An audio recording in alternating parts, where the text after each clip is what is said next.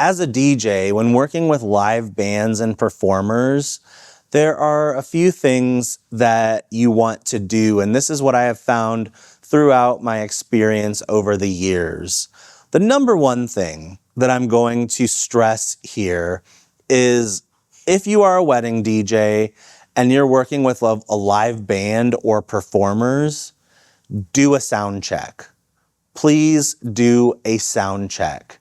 The last thing you want is to feel like you're troubleshooting mid-performance. You do not want to punish the people that are in the crowd for your lack of preparedness.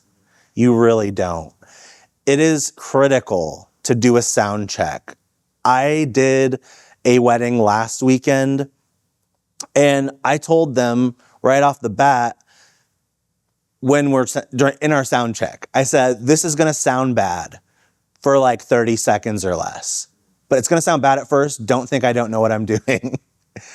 And then, I made the changes, did everything, and then it was like perfect.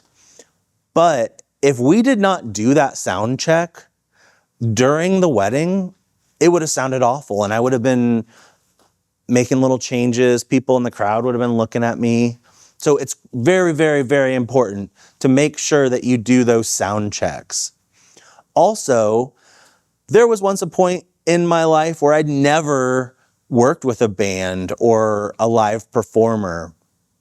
Oftentimes, these people are very experienced in what they're doing, not only performing, but sometimes they have mixed their own vocals or instruments. So if you are one of those people who isn't familiar with what you're doing, don't pretend like you are. Just ask them for help, because I can guarantee you a lot of them are experienced enough to tell you what you can do to make them sound better.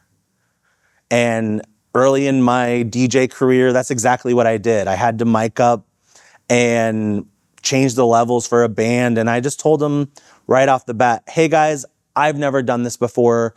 Is anybody able to help me figure out what to do?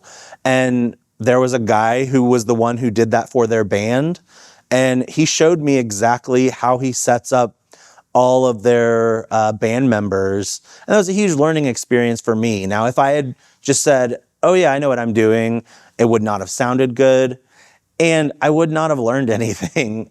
I think everybody would have been a little disappointed, and because I asked, it gave me that learning experience. But if I didn't ask, I still might not know.